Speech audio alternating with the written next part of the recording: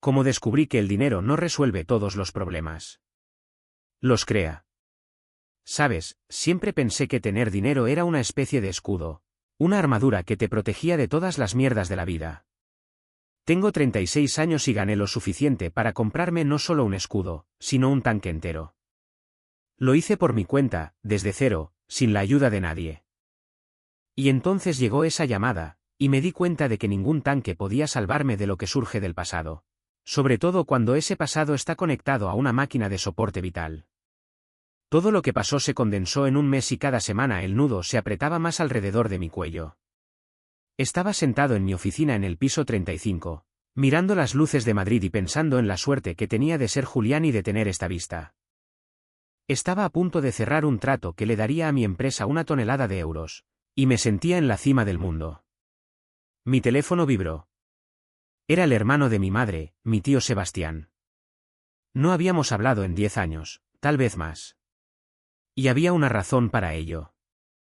Respondí, esperando escuchar alguna ridícula petición de dinero o quejas sobre la vida, como es habitual en ese tipo de familias.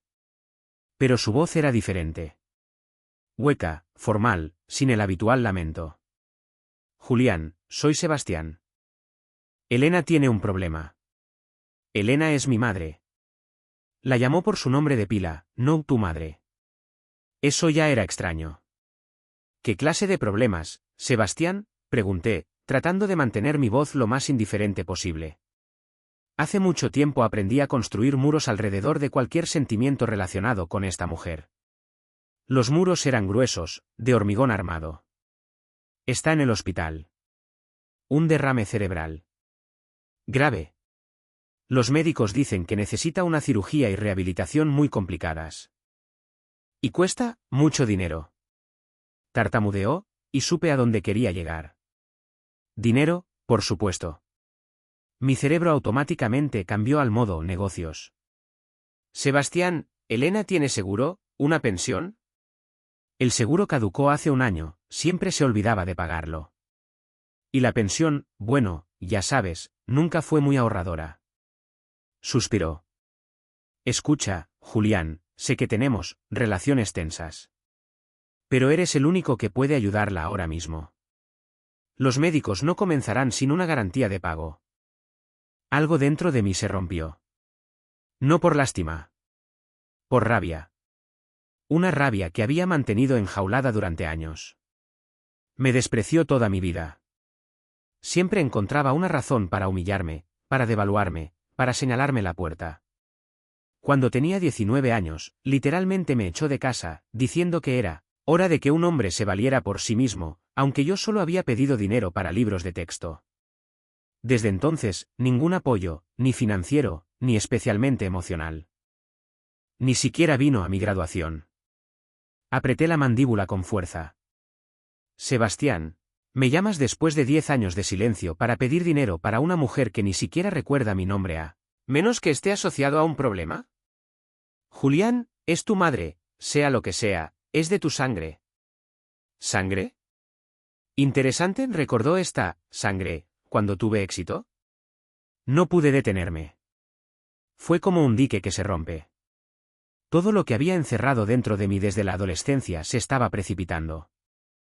Sabía que debería haber colgado, pero algo me mantuvo en la línea, escuchando esta ridícula súplica. Después de todo, era una oportunidad.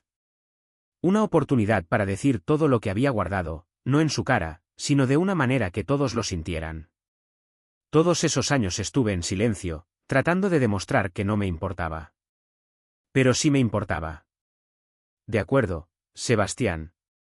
Iré. Pero no a pagar. A hablar. En ese momento, ni siquiera sabía lo que planeaba hacer. Solo sabía que no podía simplemente extender un cheque y cerrar este capítulo solo por una llamada telefónica. Eso sería demasiado fácil, demasiado falso. El dinero estaba allí, de hecho. ¿Mucho? Podría haber pagado toda la clínica, pero la idea de tener que salvar a la persona que conscientemente intentó destruir mi vida me revolvió el estómago. Cancelé todas mis reuniones, subí a mi jet y volé a Sevilla. Esta fue la primera semana de mi maldito mes. Mientras abordaba el avión, pensé que no estaba volando para salvar a una persona, sino para asistir al funeral de mi propia paz mental. Mi prima Sofía, la hija de Sebastián, me recogió en el aeropuerto. Parecía cansada, pero en sus ojos estaba el mismo anhelo de siempre que recordaba de la infancia. Un anhelo de una familia normal. Nos abrazamos, y ella inmediatamente fue al grano. Julián, es terrible. Todos los parientes nos están presionando. Dicen que eres la única oportunidad. ¿Eres rico, Julián? Tienes que ayudar. ¿Y tú también lo crees, Sofía? La miré. Ella desvió la mirada. Creo que puedes. Y ella, está en cuidados intensivos. Sea lo que sea, no es ahí donde quiero ver terminar su vida. La entendí. El sentido del deber, el sentido de familia. Nunca sentí ninguna de las dos cosas hacia Elena. De acuerdo. Llévame al hospital.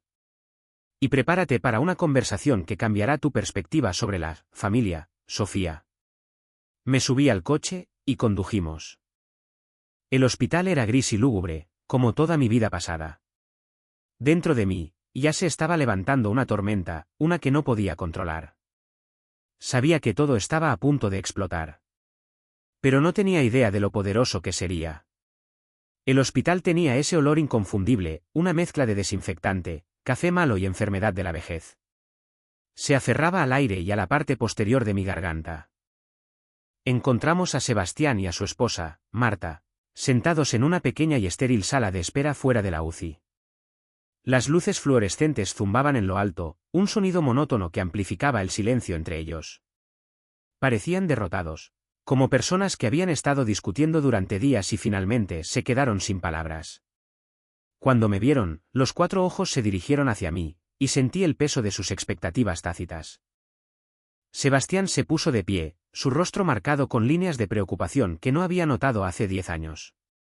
Era un hombre decente, mi tío, siempre atrapado en el fuego cruzado entre el caos de su hermana y el resto del mundo. Julián. Gracias por venir. Yo, no pensé que vendrías, dijo, extendiendo una mano que se sintió húmeda y vacilante en la mía. Dije que hablaría, Sebastián. No dije que pagaría. No quise ser duro, pero necesitaba dejar las cosas claras de inmediato. Necesitaban entender que esto no era una transacción bancaria, era una confrontación con el pasado. Marta, mi tía, habló, su voz tensa. Julián, está muy mal. El médico acaba de estar aquí. Necesitan operarle el cerebro de inmediato, o hay un riesgo grave de daño permanente. Están hablando de un coste de 6 cifras en euros, incluso antes de la fisioterapia. Los miré, y vi una extraña combinación de miedo por Elena y alivio de que la carga financiera pudiera levantarse. Estaban emocionalmente agotados, pero su desesperación era una moneda que no estaba listo para aceptar. Cuéntenme todo, dije, acercando una silla de plástico duro. Todo lo que pasó en el último mes que condujo a esto. No omitan nada. Sebastián tomó una respiración profunda y temblorosa. Explicó que Elena había estado viviendo sola, ignorando la mayoría de sus llamadas. Hace unas 3 semanas, comenzó a quejarse de dolores de cabeza intensos y visión borrosa. Él había intentado que viera a un médico, pero ella era la de siempre, despectiva. Dijo que era estrés, Julián. Me dijo que me ocupara de mis propios asuntos. ¿Sabes cómo es ella? Sabía exactamente cómo era ella. Obstinada, aterrorizada de admitir debilidad y fundamentalmente resistente a que alguien le dijera qué hacer. Luego, hace 4 días, Sofía la encontró en el suelo de la cocina. Completamente inconsciente. Había estado allí durante horas. La llevaron de urgencia al hospital más cercano, y el diagnóstico fue claro: un derrame cerebral hemorrágico masivo. Mientras Sebastián hablaba, sentí un familiar y frío desapego. Estaba escuchando la historia de una extraña. Mi madre, Elena, se había asegurado de que yo no sintiera nada por su sufrimiento. Mi lástima era un pozo vacío. Sin embargo, la magnitud de la situación, la máquina sonando a su lado, el susurro urgente de las enfermeras, comenzó a socavar mi resolución. No porque me importara ella, sino por el peso moral de la elección que ahora enfrentaba. Entonces, han agotado todas las demás opciones, o presioné, queriendo que reconocieran la magnitud total de su fracaso antes de que me dejaran caer la responsabilidad. Sí. Su cuenta bancaria está casi vacía. Hipotecó la casa hace años para pagar una estúpida inversión, y los pagos están atrasados. Incluso llamamos a algunas organizaciones benéficas locales, pero no pueden cubrir este tipo de atención especializada. Sebastián se inclinó hacia adelante, su rostro implorando misericordia. Julián, la familia está furiosa. Dicen que estás obligado. Eres el rico. No puedes simplemente dejar que se muera. ¿Obligado? Me reí entre dientes, un sonido corto y sin humor que los sobresaltó. Hablemos de obligación, Sebastián. ¿Sabes lo que hizo cuando empecé a ganar dinero de verdad hace unos 5 años? Me llamó. No para felicitarme. Para preguntar por qué no le estaba pagando por todos los años de comida y refugio que me proporcionó. Tuve que cortarla por completo porque la toxicidad era implacable. Sofía puso una mano en mi brazo, sus ojos suplicando. No es justo recordar eso ahora, Julián. Está inconsciente. Podría no pasar la noche. ¿Justo? Repetí, quitando mi brazo. Justo es exactamente de lo que se trata, Sofía. Toda mi vida con ella fue un ejercicio de injusticia, y ahora, ¿se supone que debo reescribir el final con mi billetera? Así no es como funciona la vida. Así no es como funciona mi vida. Me levanté y caminé hacia la partición de vidrio de la UCI. Podía verla a través de la ventana, acostada absolutamente quieta. Cables por todas partes. Parecía pequeña, frágil y totalmente vulnerable, muy lejos de la figura imponente y crítica que siempre había sido en mi vida. Al mirarla, un tipo diferente de ira se avivó. No la rabia adolescente y caliente, sino una furia fría y calculadora. Ella exigía ayuda del hombre exitoso en el que me convertí a pesar de ella, no gracias a ella. Me di cuenta de que tenía que verificar una cosa. Un detalle en el que no había pensado en años. Un documento legal de mi infancia que había metido en una caja de papeles viejos y olvidado. Una pieza crucial de información que haría que sus demandas fueran moralmente ineludibles o legalmente irrelevantes. Necesitaba llamar a mi abogado, Emilio. Saqué mi teléfono y caminé por el pasillo, lejos de los ojos vigilantes de mis parientes. Emilio, necesito que busques algunos registros antiguos. Estoy hablando de mi certificado de nacimiento y cualquier documento legal asociado de cuando era niño. Específicamente, necesito saber si hay algún registro de una rescisión oficial de los derechos parentales por parte de Elena Santos. Pude escuchar la confusión en la voz de Emilio, pero era un profesional. ¿Una rescisión, Julián? Lo investigaré. ¿Qué está pasando? Solo encuentra los documentos, Emilio. Esto está a punto de complicarse mucho. Colgué, mi corazón latiendo un ritmo contra el sordo latido del hospital. Volví a la sala de espera, mi decisión colgando pesadamente en el aire. Sabía lo que tenía que hacer a continuación, pero necesitaba la prueba. La prueba que convertiría este drama familiar en un campo de batalla legal. Sebastián, Marta, Sofía, anuncié, de pie en medio de la habitación. Necesito un día. No voy a extender un cheque hasta que tenga una contabilidad completa de todos sus activos y deudas. Y necesito hacer algunas llamadas sobre la verdadera naturaleza de mi relación con Elena. Esto no ha terminado.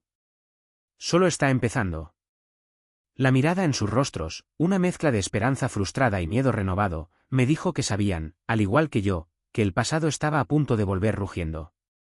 Las siguientes 24 horas fueron un borrón de llamadas frías y charlas legales, un marcado contraste con la tranquilidad estéril del hospital. Alquilé un apartamento elegante e impersonal en el centro de la ciudad de Sevilla, un lugar donde el pasado no podría aferrarse al cromo y el vidrio modernos. Mi abogado, Emilio, fue rápido. Para cuando el sol se puso sobre Andalucía, tenía los documentos que necesitaba, entregados de forma segura y digital, unas pocas páginas escaneadas y descoloridas que parecían inofensivas pero que tenían el poder de destrozar las demandas de mis parientes. Me senté mirando la pantalla, la luz azul reflejando los números y las fechas. El papel estaba fechado cuando yo tenía 7 años. Un documento legal notariado donde Elena renunciaba oficialmente a sus derechos parentales. La razón declarada era dificultades financieras e incapacidad para proporcionar la atención adecuada. Una mentira fría y calculada en ese momento, pero la verdad legal ahora. Lo hizo para evitar los pagos de manutención infantil a mi padre, de quien sabía que no lucharía por mí, pero de quien necesitaba deshacerse. Fue un movimiento puramente egoísta, financiero, que cortó los lazos legales entre nosotros. Me echó para ahorrar unos cientos de euros al mes. La rabia ya no estaba caliente, era una profunda y glacial comprensión de lo completamente que me había desechado. La herida emocional siempre había estado allí, pero ver la firma oficial, el sello, la prueba en blanco y negro de su elección consciente, endureció mi resolución en algo inquebrantable. Volví al hospital a la mañana siguiente. Mis parientes, Sebastián, Marta y Sofía, estaban acurrucados juntos, luciendo más desesperados que antes. El cirujano había pasado y les había dado un ultimátum claro: pagar el depósito al final del día o trasladarían a Elena fuera de la UCI especializada y a cuidados generales, lo que significaba una reducción importante en la intervención inmediata y salvadora. El reloj estaba en marcha. Un tic-tac que se hacía eco de la velocidad del mes que me había comprometido a vivir a través de esto. Sebastián inmediatamente me acorraló. Julián, por favor, tomaste una decisión. Nos estamos quedando sin tiempo. Necesitan 50.000 euros solo para comenzar el procedimiento. He llamado a todos, nadie tiene esa cantidad de dinero. Estaba suplicando, pero debajo de la preocupación, sentí una profunda y justificada expectativa. Realmente creían que yo era la solución automática. No respondí de inmediato. Saqué mi teléfono, abrí el PDF y giré la pantalla hacia Sebastián. Antes de que hablemos de mi decisión, Sebastián, quiero que leas esto. Entrecerró los ojos ante la pantalla, su frente frunciéndose mientras leía el título: Rescisión voluntaria de derechos parentales, caso no 95-B420.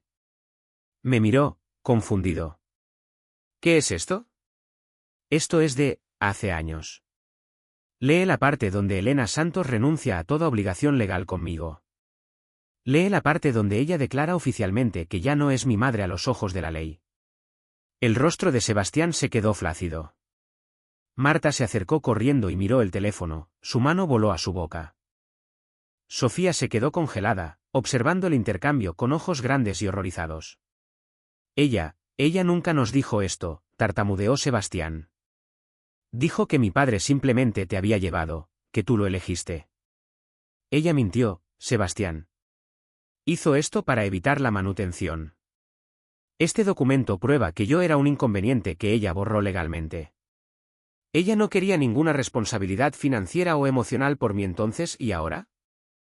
Ahora está acostada allí, y tú y el resto de la familia están exigiendo que pague por su soporte vital porque soy el único que puede permitírselo. Guardé el teléfono, mi voz bajando a un tono bajo e intenso que dominaba el pequeño espacio. Este fue el giro, el conflicto que hizo que sus demandas no solo fueran irritantes, sino monstruosamente hipócritas. Valgo millones. Puedo pagar por todo, ahora mismo, con un clic. Pero permítanme ser perfectamente claro, Elena Santos es, legalmente hablando, una extraña para mí. Perdió el derecho a llamarme su hijo, y perdió el derecho a mi dinero, en el momento en que firmó ese papel. Están pidiendo a un hombre que ella renegó oficialmente que salve su vida. ¿Ven la ironía colosal aquí? Marta comenzó a llorar, un sonido tranquilo y desesperado. Pero Julián, moralmente, sigues siendo su carne y hueso, ¿no significa eso nada para ti? No, dije rotundamente. Carne y hueso, no significó nada para ella cuando puso su firma en ese documento. No significa nada para mí ahora. La tensión en la habitación era sofocante. Había destrozado su narrativa. Ya no podían usar la carta de la familia. Se quedaron con el frío y duro dilema: su hermana se estaba muriendo, y la única persona con los medios para salvarla tenía una razón legalmente sólida y emocionalmente justificada para marcharse. Sabía que este sería mi punto de inflexión. Tenía la ventaja legal. Podría simplemente salir y no mirar atrás. Pero la visión de la angustia genuina de Sofía, la tranquila conmoción en el rostro de Sebastián, plantó una semilla de duda. ¿Valía mi venganza mi paz mental futura? Tienen hasta el final del día, le dije a Sebastián, mis ojos fijos en los suyos. Díganme por qué debería ignorar este documento.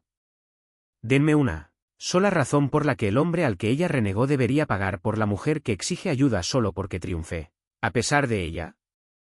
Los dejé de pie bajo la luz fluorescente, el papeleo oficial actuando como un testigo silencioso y condenatorio de la crueldad pasada de Elena, y la responsabilidad ética pesando sobre mis hombros. Estaba entrando en la segunda mitad de este horrible mes, y la decisión estaba a punto de ser menos sobre dinero y más sobre el tipo de persona que quería ser. Pasé las siguientes horas caminando por la ciudad, el aire frío de Sevilla un contraste nítido y limpio con el lío emocional que había dejado en el hospital. Necesitaba distanciarme, mirar esta decisión como el trato multimillonario que era. Un riesgo calculado donde la moneda no era dinero, sino mi cordura futura. Cuando finalmente regresé a mi apartamento temporal, encontré un correo electrónico de Emilio.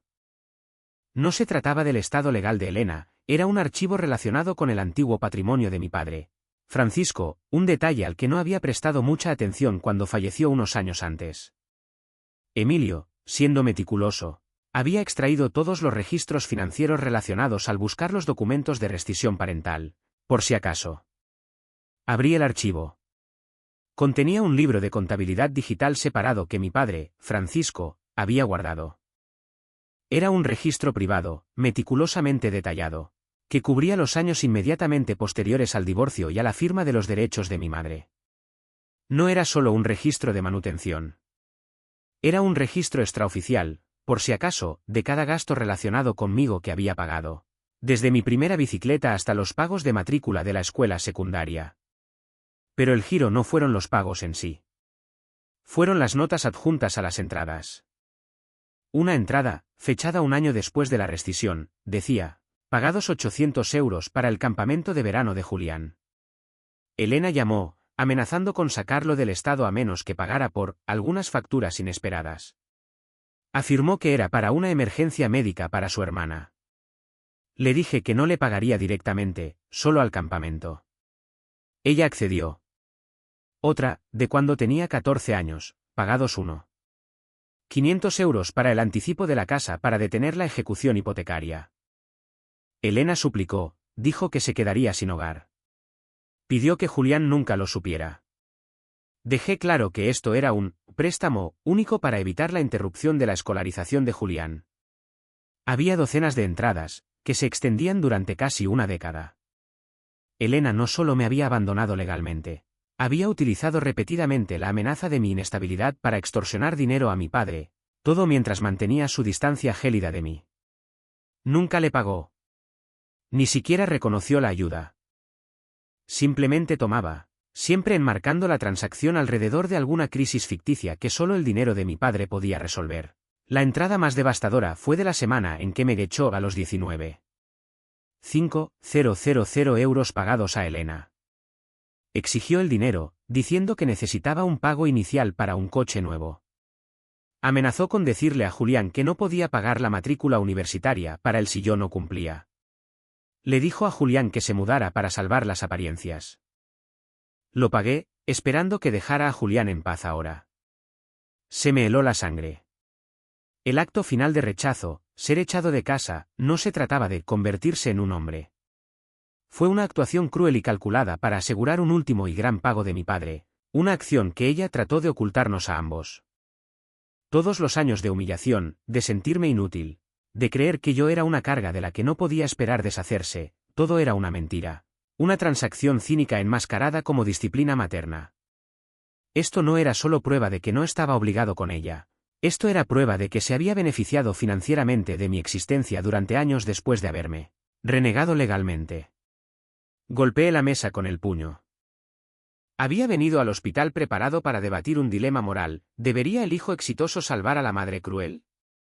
Pero ahora la pregunta era completamente diferente y mucho más retorcida, ¿debería permitir que la mujer que extorsionó a mi padre y que se benefició de mi trauma infantil use su muerte inminente para extorsionarme de nuevo? Inmediatamente llamé a Sebastián. Su voz era cansada y derrotada. ¿Pensaste en lo que dije, Julián? El médico nos está llamando en 15 minutos. Necesitan una respuesta. Tengo la respuesta, Sebastián. Y tengo algo más. Mi voz era baja, controlada, casi tarareando con la fría y dura certeza de un hombre que acaba de descubrir una profunda traición. Voy a volver al hospital, y traigo pruebas de que Elena no solo me abandonó, sino que pasó 10 años extorsionando dinero a mi padre usándome como palanca, después de que firmó ese papel. Sé de las emergencias médicas, que en realidad eran pagos de coche. Sé de la ejecución hipotecaria, que era solo una mentira. Sebastián se quedó en silencio por un largo momento. Julián, estás equivocado. Ella no lo haría. Ella lo hizo. Tengo el libro de contabilidad. Y estás a punto de verlo. Ahora, tienes una nueva opción, Sebastián, apoyas a la mujer que nos traicionó a todos aquí, incluidos tú y tu familia con sus mentiras, o aceptas la verdad sobre quién es ella realmente. Porque mi decisión sobre el dinero depende enteramente de eso. Volví a subir a mi coche y aceleré hacia el hospital. El camino de la venganza justa estaba claro, pero el precio, la aniquilación total del último vestigio de integridad familiar, era un pesado peso moral. Estaba a punto de soltar una bomba de verdad que no solo decidiría el destino de Elena, sino que también rompería por completo al resto de mi familia. La jugada de poder definitiva no era extender el cheque, era revelar los secretos. Entré de nuevo en la sala de espera del hospital. La atmósfera no era tensa, estaba derrotada. Sebastián y Marta estaban sentados uno al lado del otro, sus rostros pálidos. Sofía estaba deambulando cerca de la ventana, de espaldas a la habitación. El médico había estado y se había ido, su ultimátum entregado. La fecha límite estaba cerca. No perdí ni un segundo. Puse mi computadora portátil sobre la pequeña mesa de plástico y abrí el archivo, libro de contabilidad privado de Francisco Santos. El resplandor de la pantalla iluminó las entradas devastadoras. ¿Querían saber por qué no debería pagar? Dije, mi voz baja y firme. Aquí está el porqué. Ella no solo me abandonó, me cobró. Repetidamente. Sebastián y Marta se inclinaron hacia adelante, sus ojos escaneando las entradas.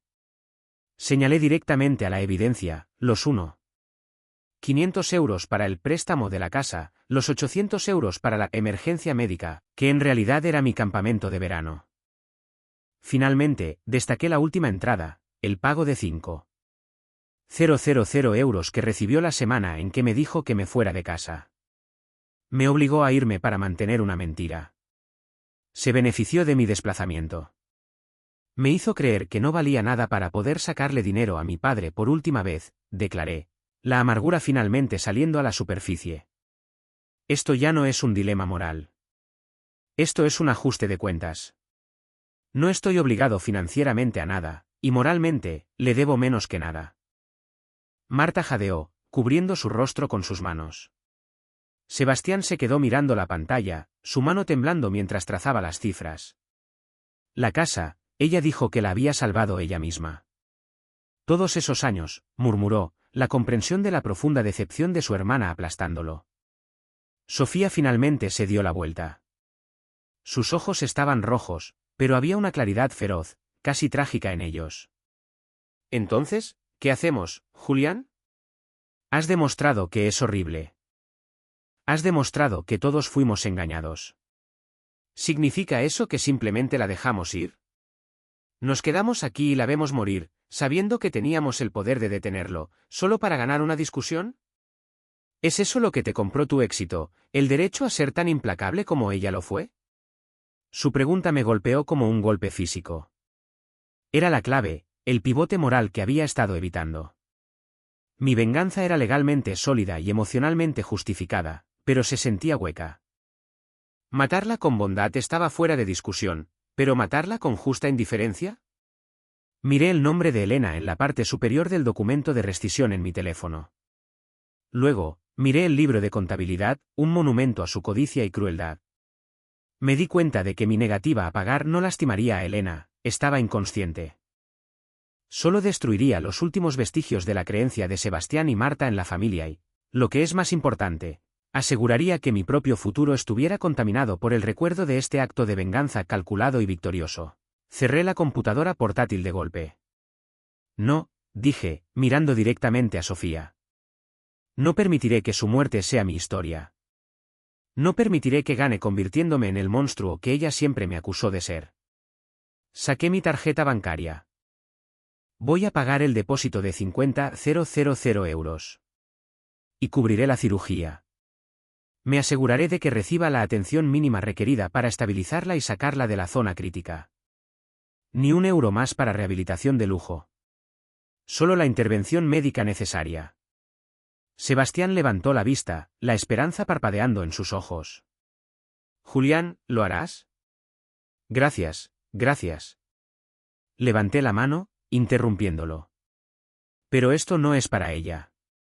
Esto es para comprar mi propia libertad. La libertad de salir de esta sala de espera y no volver a pensar en ella sin la mancha del arrepentimiento. Me dirigí a Sebastián y le entregué una copia impresa del documento de rescisión y el libro de contabilidad. Le darás esto a la familia. Necesitan saber la verdad sobre por quién están exigiendo dinero. Y tú, Sebastián, firmarás un acuerdo. Cada decisión financiera con respecto a Elena de este momento en adelante pasará por mi abogado. Estará estable, pero no estará cómoda, y no recibirá ni un euro para nada más allá de las necesidades básicas. Y nunca volveré a visitarla. Transferí el dinero. La notificación de confirmación parpadeó en mi pantalla, una fría validación digital de una elección agonizante. Tardé menos de 5 minutos en asegurar la vida de mi madre y mi propia libertad emocional.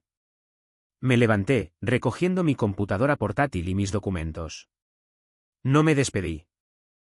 Salí de ese hospital, dejando atrás a mis atónitos parientes y a la mujer inconsciente que había renunciado a sus derechos sobre mí, hace años. Mi mes había terminado. Le había salvado la vida, no porque fuera mi madre, sino porque no podía soportar la idea de convertirme en el tipo de persona que dejaría que un tecnicismo decidiera la vida o la muerte. Volé de regreso a Madrid esa noche, dejando atrás la fría y desoladora verdad de mi familia.